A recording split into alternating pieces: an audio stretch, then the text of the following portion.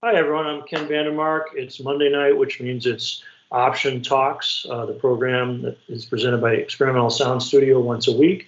We're about to go on a summer break, and tonight's the final broadcast of the first part of 2021 season for Option. And we've got a totally tremendous way to conclude this part of the program with Claire Rousay. Amazing. Ken Vandermark. It's Monday night. You got it. I promised myself I would do it right. It's presented by Experimental Sound Studio once a Okay, week. 1 second. We're about to go on a summer break, and tonight. Okay. You got it. Yeah. Anyway, okay, I'm back. Well, it's not really an option show unless I have a technical problem. I think I got it out of the way in the front end. But to reiterate, really psyched that you're here, Claire. It's great to see you at least in this way in real time. And I guess you've got 3 newer pieces to present tonight? That's correct, yeah. It's really good to be here and see you. Yeah, beautiful, beautiful. So we're going to dive right into the music. If you've got some questions for Claire, please post them in the chat on the YouTube broadcast, and I'll get to those as many as I can. Claire is brilliant, amazing ideas, amazing music, so definitely bring your questions if you've got them, and we'll get to those. And do you have anything regarding the first piece you want to talk about, or should we just check it out? Or I think we should just go to the music. Okay, I like it. I like it. Thanks for being here, Claire. This is the first piece. Thanks for tuning in, everyone. Claire Rousay.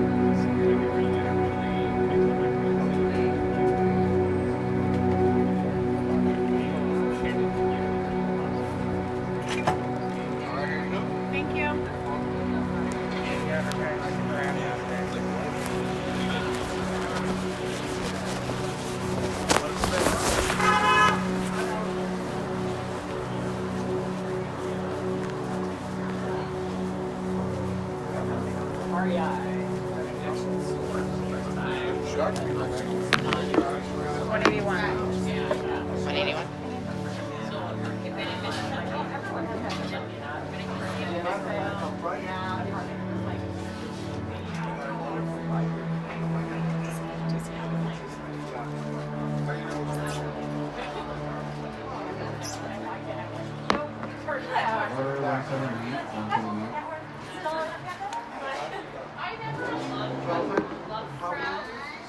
fucking good.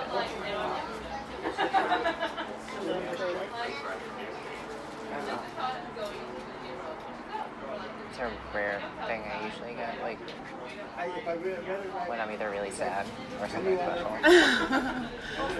Yeah, when you haven't slept in 5 days, you've been having so much sex.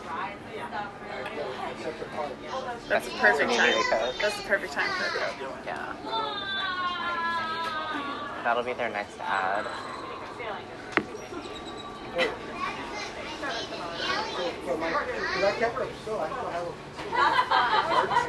What's that? Hot baby. Hot bitch.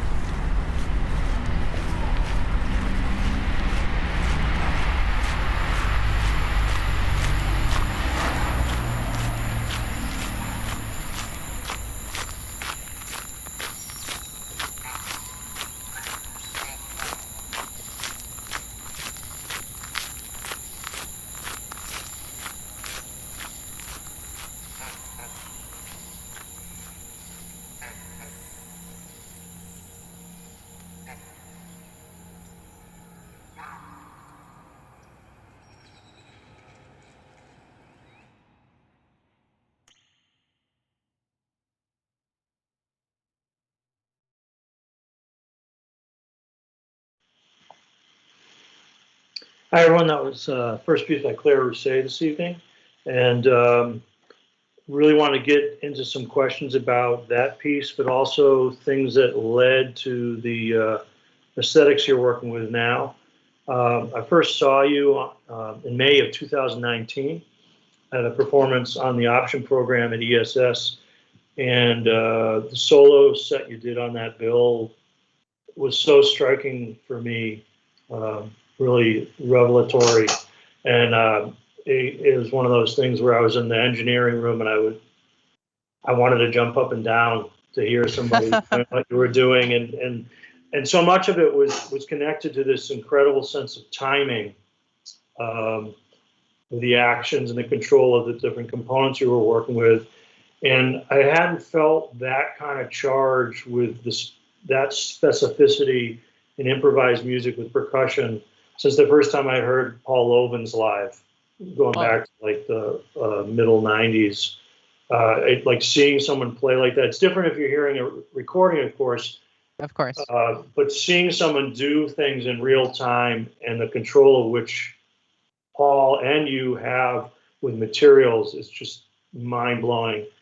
And I wanted to ask a little bit, like going from the percussion setup you were using in 2019 and maybe still using now, yep, and getting into the space that you're in now with field recordings, using different kinds of technology, computer and everything else. Can you talk a little bit about that process and what you led to this new kind of material? Yeah, definitely. As you kind of touched on, I mean, you did touch on it. I have an issue with control almost, and that's kind of why improvising is so fun, especially in groups with other people.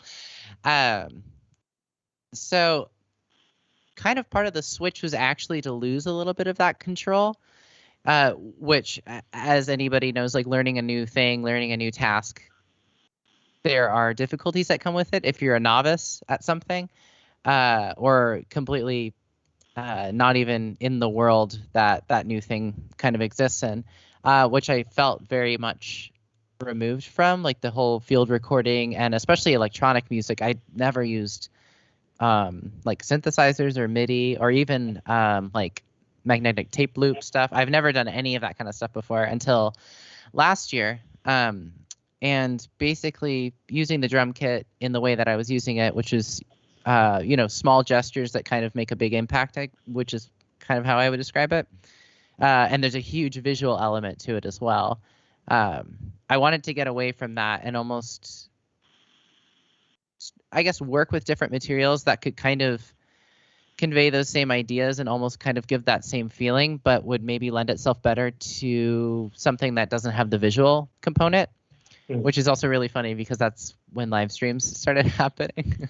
So I was like, oh, well, like if we're going to be in this kind of zone where it's like a year or 2 years, whatever you want to like kind of think of the COVID time as, I was like, oh, I should really get into something that is more fitting for an audio only experience, especially because prior to 2020, I was touring 150 to 250 days a year for the couple years before that, and only really got to where I wanted to on the drum kit by the end like of 2019. Really, when you saw me was kind of when I finally had realized what I wanted to do with it. And I think at that point, everything started making sense in my head. And then I was thrust into a situation where that was no longer the case, which is really funny. And I think losing control over just the world in general kind of helps me assess and reassess what I was doing with my instrument and why I was so tied to any instrument in particular now. So kind of the switch came from being obsessed with control and almost kind of being forced to let go of it, which I'm sure a lot of people have experienced due to social distancing and isolation and everything like that.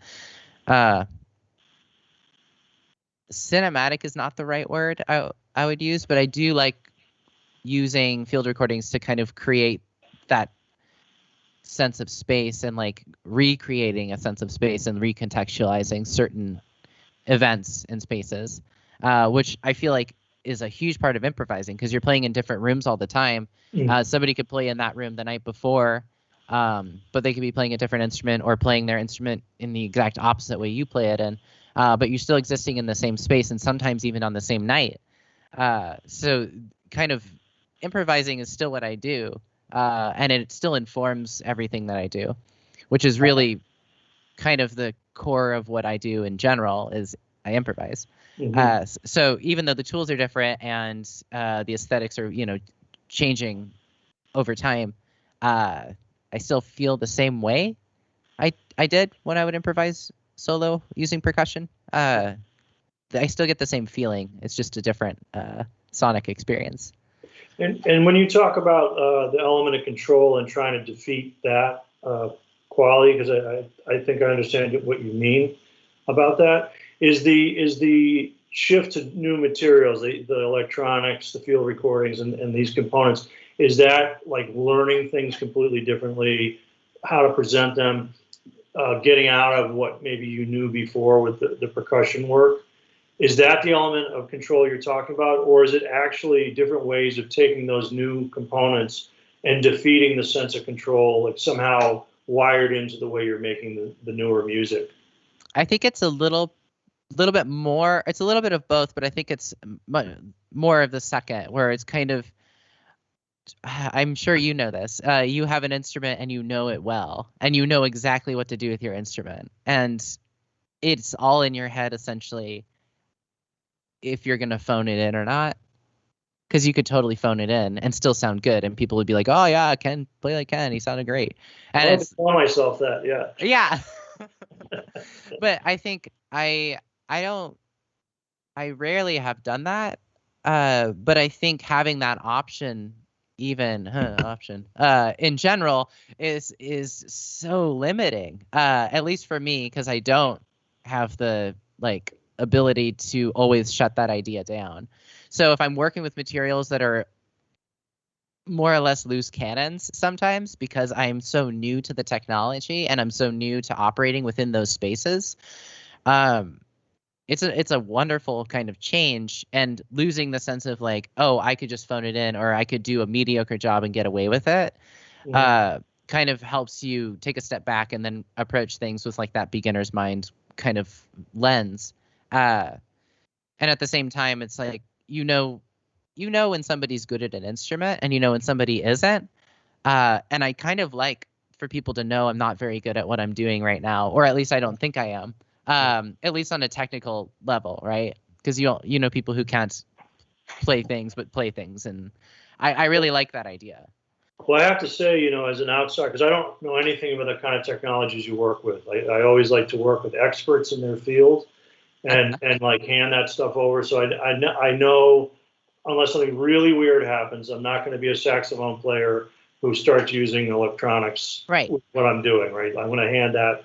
And not knowing what you're contending with, in all honesty, the way you work comes across as completely convincing, and not from the standpoint, oh, you're a novice working with stuff that you're not don't have a handle on. I mean, it Right. really feels thorough. And I wanted to see if you could talk about the piece we just heard and watched. What are the things that you're doing or allowing the technology to do to create things you're not controlling? Yeah, definitely. So I have never used a computer to perform except for the 2 times. I think you saw one of them where I was playing with Kim Alpert at Elastic, and I started using a computer then. But essentially what I was doing with the computer was just triggering MP3 files. I wasn't actually using any kind of software. If anything, it was almost like a creating like a false narrative or like some weird performance art thing, because it looks like you're using the computer to control sounds and you're really not. And now I learned how to use actual software to trigger sounds and actually interact with the software live, which is something that people have been doing. I mean, people have been using Ableton Live for like 10, I don't even know how long it's been around. It wasn't in my world until like 18 months ago. So it's really new to me and it's really exciting. But some of the things that might be a little bit loose and not entirely under my control are using certain effects that kind of let things feed back upon themselves. But it's like, I know how that works in my head. I have a visual of how like digital feedback works, but sometimes I am just too clumsy to actually maneuver and like control certain parameters so it doesn't get out of control. And I don't think that's necessarily a bad thing. And I do know myself well enough at this point to be able to shut it down if it gets to be too much. But when something doesn't have the intended effect, it doesn't necessarily bother me. Which is really interesting. And obviously anybody who plays improvised music knows that things aren't always going to go the way you want them to go, especially playing with other people or even in a space that has like an air conditioning unit.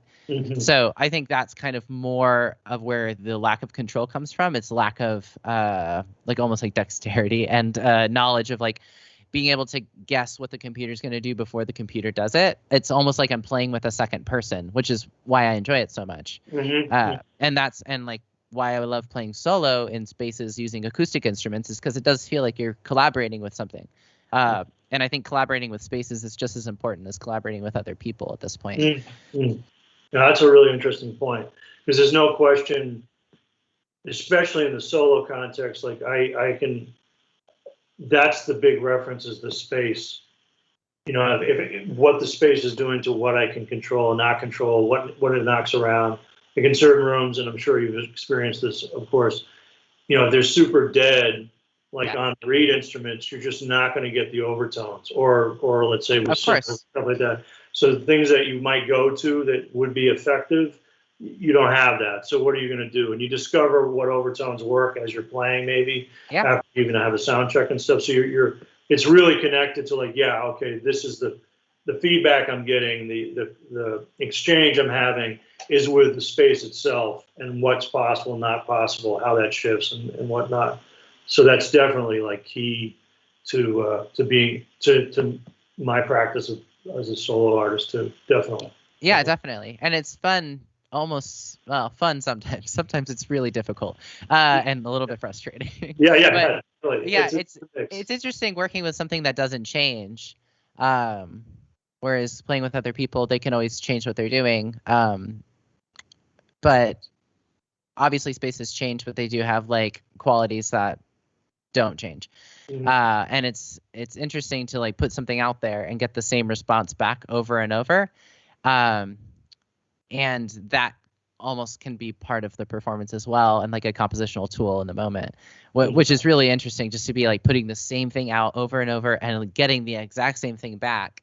But as a listener, where you're not hearing, like somebody's maybe searching for those overtones or searching to see what works and what doesn't. From a listening perspective, they don't know where you're going to go next necessarily, but they do know you're trying. And it's like they can kind of see the feed, like the conversation happening with the room. And I think that is phenomenal. That's like my favorite thing. Absolutely. And they're like masters at that. You know, that's Yeah. a huge component, like Evan Parker's work, solo work, 100%. testing the space, moving. And it's when you hear in concert someone doing that, again, it's almost impossible to get across in a recording. But when you hear a person using the space like that and changing velocity of sound, and really it's kind of stunning when you encounter that. So that can be to different ranges. Like some people might just, okay, this is what I bring to the space and I deal with it. And some people, the space becomes like 50% or more of what's actually taking place. And there's all in between, which is incredible. You mentioned before we went live that you've got some festival gigs coming up that you'll be playing solo. And you were, if I understood you correctly, you're adapting some of the work you're, in a way, presenting tonight. That's in that territory. Could you talk a little bit about your ideas about what comes next with this, and especially like playing these shows, coming back to doing performances again? Yeah, definitely. So it, like every year that anybody's ever played music, you play different rooms all the time. So I can't necessarily, it's not going to be site specific for sure, but you can kind of guess like, oh, it's this kind of room. Like if you're going on tour with somebody who plays clubs, you know it's going to be loud and you're going to have to be loud to keep up with the room. Or you're playing outdoor festivals, you're outside, and that's like a nightmare already. So you're approaching that with the mindset like, we're already outside. So I'm dealing with, I'm putting a lot out there and it's not going to come back at me.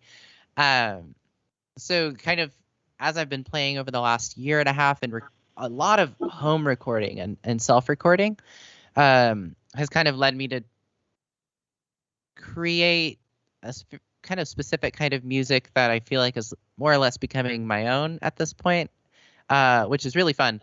And it includes a bunch of elements from, acoustic drums, stuff that I did before and various other projects. But for this specifically, I have actually been working a lot with other musicians and collaborating with people, either sending them parts or working together to create parts or just sending the track over and saying, do what you want to do with this and we'll figure out what happens. And I think I'm going to continue that kind of process for live performances. Oh. So it'll be really fun to be able to play with other people as a solo artist, but with accompaniment, but not in necessarily an entirely collaborative way where there is, democracy is not the right word, but yeah, you know what I mean. Yeah, and it is really interesting composing for other people, because this is one of the first times I've started to actually do it in a way that makes sense to me. I've tried it before and it just doesn't feel right, and I've kind of found the give and take, like I've tested the give and take and kind of figured out what works best for me. So that's going to be part of it. And then I will be doing a lot of performances completely solo using essentially just my laptop and some tape loops and a couple microphones plugged into a mixer, recording the actual space and then manipulating the sound of the live space, which is something that I've done for a little bit. But I am really obsessed with spaces and experiences within those spaces and all of the emotional either experiences or baggage that comes with both of those things.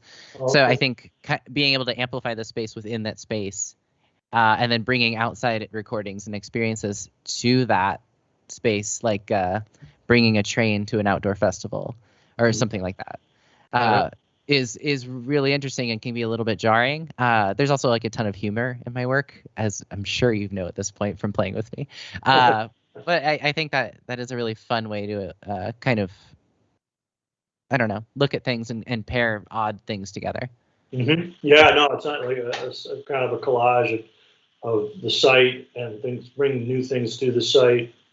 Yeah, the whole idea is great. Super, super exciting. You were talking a little bit too about, I'm paraphrasing, but about harmonic ideas, or more like, as you said, you're playing some quote unquote more pop music festivals.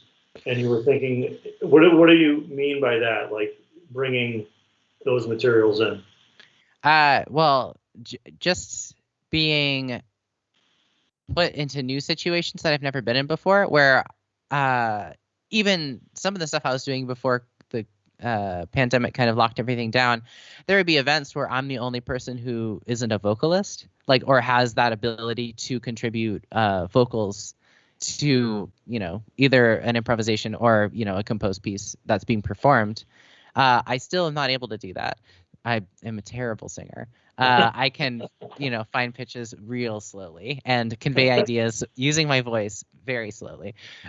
So so being able to work with other people, and kind of build out, I guess, my ability to arrange like harmonic material and really relying on writing for specific instruments and relying on just like harmonic tools, like instead of like having a melody or like a head or something that I'm working with, because that's not who I am. It's almost kind of like you're creating this bed of like a drone or something for like 10 minutes, and instead of having like a melody that comes in and out and then kind of like going off of that melody as a way to improvise, it's almost like you're having a field recording that's the head, and then you kind of improvise over that. And when you want to bring that idea back or that feeling, all I have to do is click the button on the computer and it plays the field recording back from the beginning. So you almost like you can sample something that's completely like dissonant and just like not musical at all over something that's super harmonic and like really slow moving. And I think that's kind of the best I'm gonna get at playing in spaces where people do songs or write, rock music, which is not necessarily the case, but like that is the closest I've gotten so far. Mm-hmm. And I think that's a huge huge thing for me, if you've followed my work even for the past like year or two. Mm-hmm. Oh, that's exciting. That's super exciting. And it's interesting that the desire to do that is triggered by the reality of, okay, I'm going to be in these situations, and for me to get my music across in these situations, whether it's playing outside and dealing with that lack of acoustic, Right. or playing in a festival where there's going to be a lot of singers or performers working with more melodic material. How am I going to be myself in that situation? True to that, but also have a foot into an environment, a musical environment that's going to make some sense to people who aren't familiar with what I'm doing. Right. Maybe give them some leeway into it. Right. And I don't want it to be confused with altering what I do to make it, more accessible or anything like that. Right. There is a byproduct. Sometimes it is more accessible. But I think the challenge to create something that exists in a space, the best way I know how is kind of the bigger part of it. And I also am trying to figure out ways to not necessarily make people more comfortable with my work, but I also care about people. And I feel like doing whatever I want sonically, or, even in, real life situations where you're just walking around. If I do whatever I want in any space that I want to, that's obviously not a good way to live.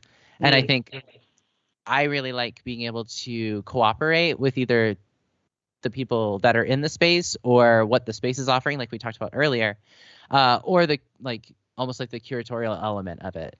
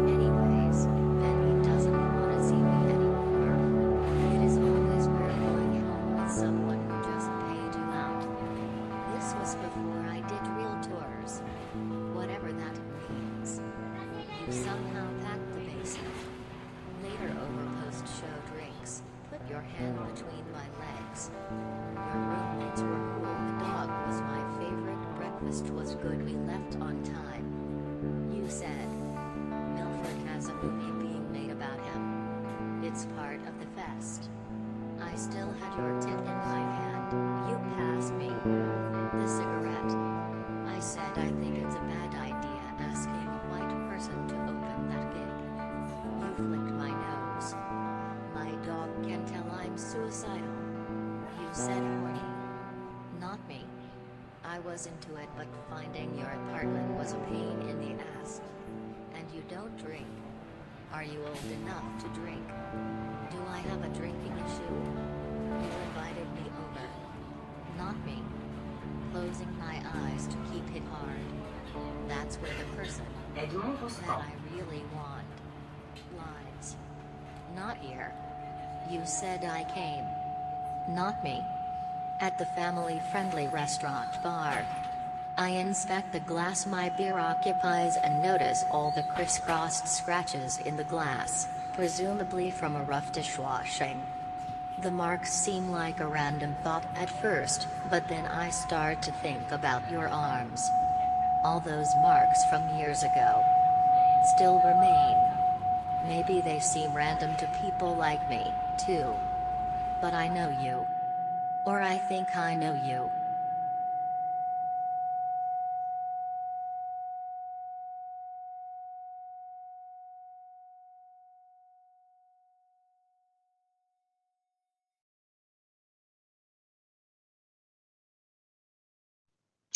Hi, everyone. I believe this is still the Option Talks program, and it's definitely still with Claire Rousay. We've been talking about improvising tonight, and definitely this is a case where some improvisation is going on with the program. So I don't know if this is all going out to some folks now live, or people are going to check it out in the archive, or both. But we're going to continue with what we're doing, and been having a really nice discussion here while the piece plays. Unfortunately, the music that Claris and I've only been able to see the first piece, and so we're going to talk more about ideas and let the music speak for itself right now. I've got a question from someone who tuned in earlier who wanted to ask about your dream collaborations. This is from UWU Earthseed. I'd love to see you combine processes with someone like Kara Liz Coverdale, Tim Hecker, or Forest Management. What are your thoughts about that, or are there other collaborators you'd really love to work with that you haven't yet? I a running list of people in my head. I don't really like playing with people if it doesn't happen organically, and I'm pretty sure none of those people know who I am. So those will be off the table until maybe that happens. But yeah, no, I keep a running list in my head of people. A dream collaboration usually hinges on hanging out with that person, or having, like a huge connection with them outside of the music. So my dream collaborations are typically people that I like to hang out with and people that I would go get dinner with, or get a drink with, or in Macy Stewart's case, go to karaoke with. So I basically, it kind of hinges on the kind of the friendship aspect first. So I keep a running list, but if you see me play with somebody, it is a dream collaboration, if that makes sense. Macy Stewart and Leah Cole are two people that I would really like to play with, and I have the opportunity to do that in the near future. As a trio, specifically, is the dream collaboration. Okay. It's funny you mentioned that thing about your collaborations based on people you want to hang out with, get a meal with, sing karaoke with, and whatnot, because it connects to something else you mentioned about Joe McPhee a little bit earlier that I'd like to get to with you and discuss. A long time ago, Joe and I did an interview with John Corbett that was in Downbeat magazine, and at the time, Joe talked about. John was asking about like us working together and how we would approach the rehearsal and whatnot. And Joe, it was very early in the time I met Joe and even started playing with him. And he's like, "Oh, we rehearse when we get together and we have dinner." And I thought, like at the time, like this, I'm kind of wired in a very rigorous way. I was thinking, that's not rehearsing. Like, that just sounds like mumbo jumbo to me. Like, what are you talking about? Like, and he's right. Like I've learned through the way that I've learned things, which is usually the hard way and through experience works, is that there's a huge amount of truth to that. Like I thought that was just like, oh, I like to socialize with the people I play with, and that's nice, which it is. But the truth is the things that you learn in those social engagements inform the music on a very deep level. Sometimes through conversation right about the music, just sometimes socializing in a completely casual kind of fun way. Right. You learn about those folks, and that informs the music. And so it made me think of Joe. Yeah. Joe did the same exact thing. And you're right. Like I learned really those engagements are so important to what happens with the creative work and the music.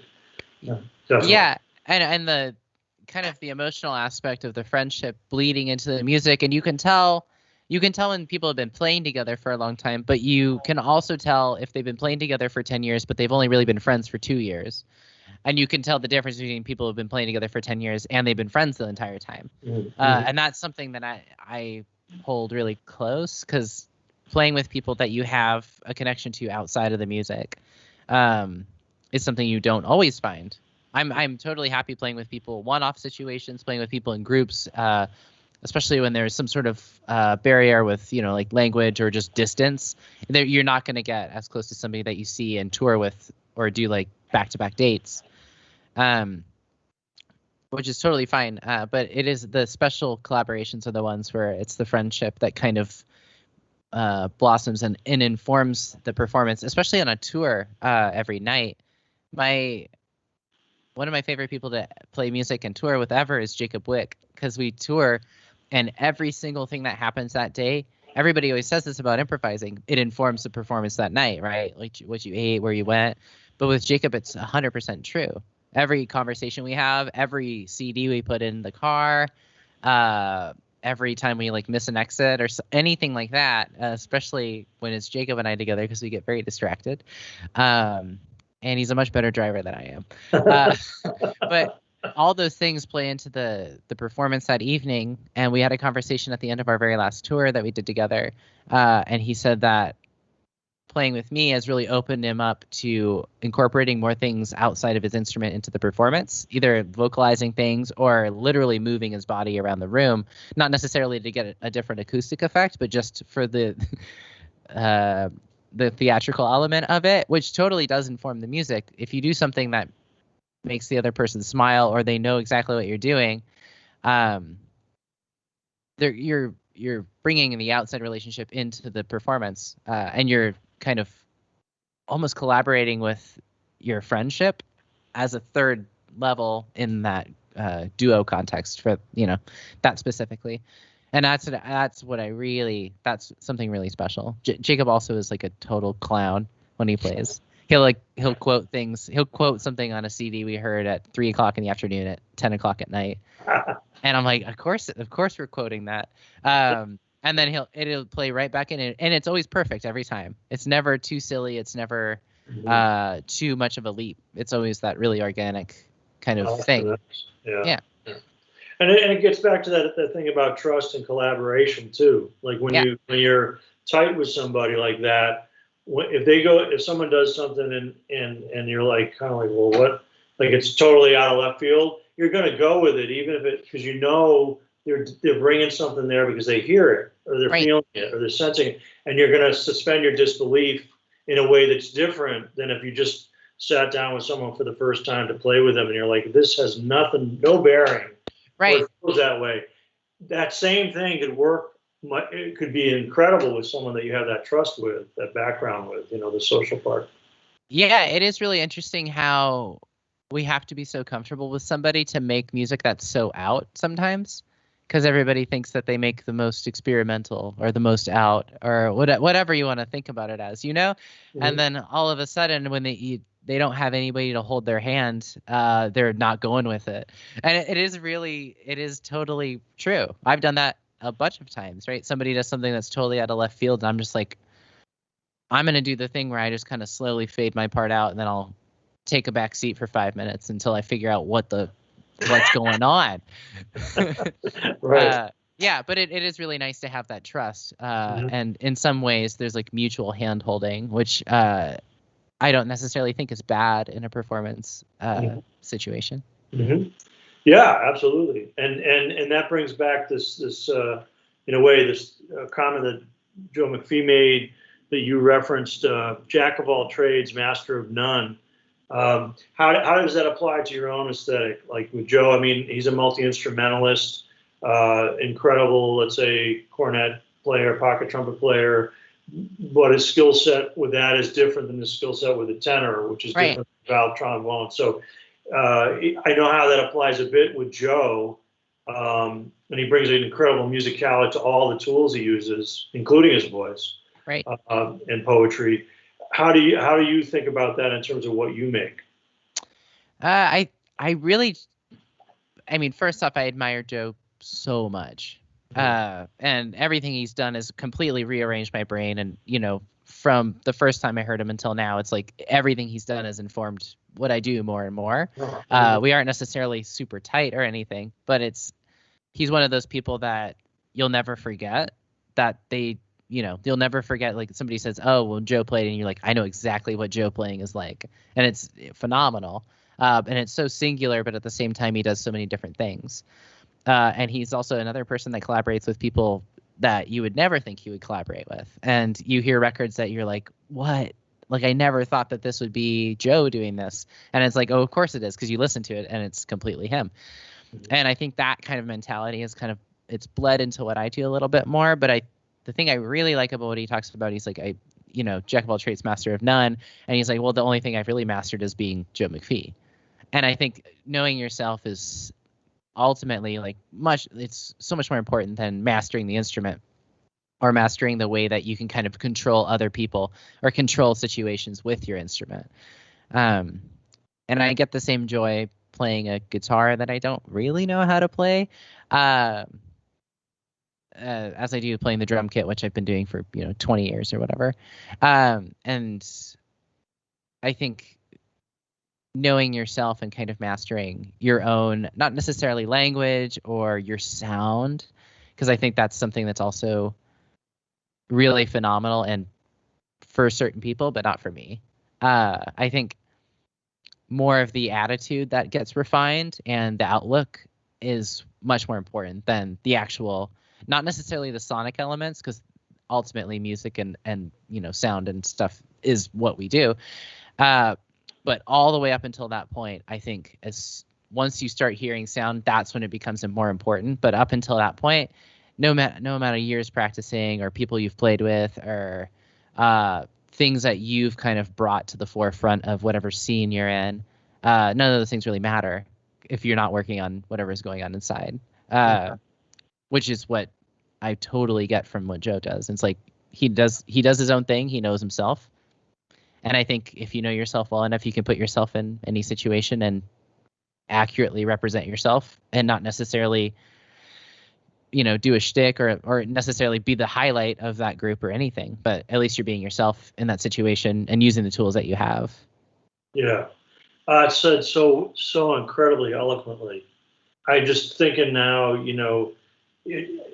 really hope I get to hear you and Joe play together. Yeah. I think that would be just so phenomenal.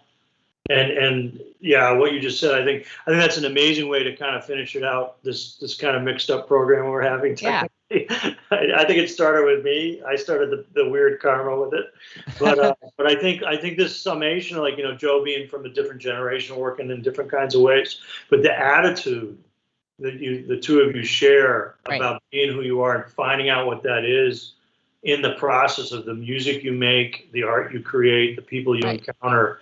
There's such a strong parallel there, and I can imagine that the moment when you guys get to work together, it's just going to be extraordinary. If you want to go back to dream collaboration, that's Joe McPhee right there. That's the goal. I'll see what strings make me pull. Yeah, exactly. For sure. Well, Claire, I guess when they put this all together, or however it's going on now, there'll be this third piece played. And I look forward to when I can actually get to hear it. And is there anything about it specifically you'd want to talk about, or let it roll? Let it roll. Okay. Well, thanks for your patience tonight. I'm glad this is going to get archived and edited correctly. For everyone who tuned in and might be listening now or listening now in the past or in the future, thank you very much. I can't wait to see you in person. I hope I'm in September when you're in town. Definitely. And I look forward to getting to play with you again as soon as possible, Claire. Thank you so much. Yeah, definitely. Thank you for having me. Yeah. Man, nothing but a pleasure. Nothing but a pleasure. Awesome. Take care, Claire. Thanks for all your patience. Of course. I'll talk to you later. Okay, bye-bye. Thanks, Ralph.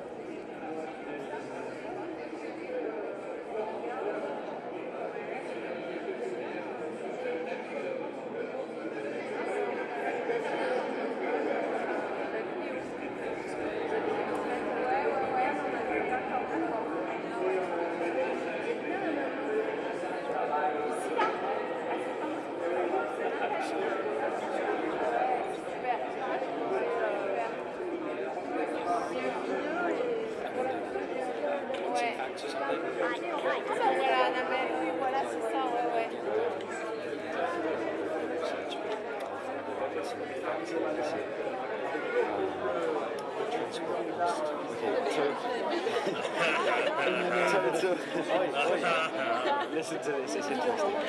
What are you looking with that face? Total energy consumption. Total energy consumption in the EU. For transport is 30%.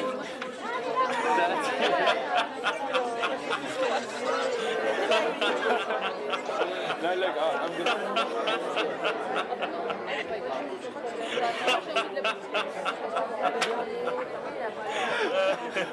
I'm sorry, I'm really sorry. Do you want to read it?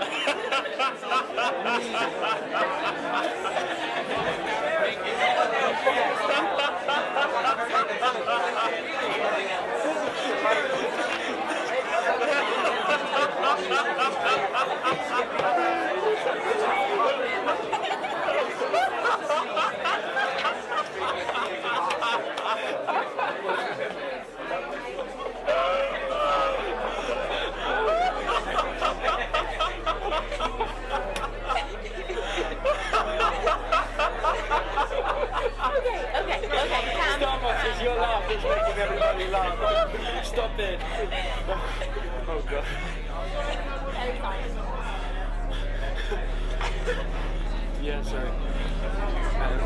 Transport accounts for 30% of total energy consumption in the EU. So it's like an important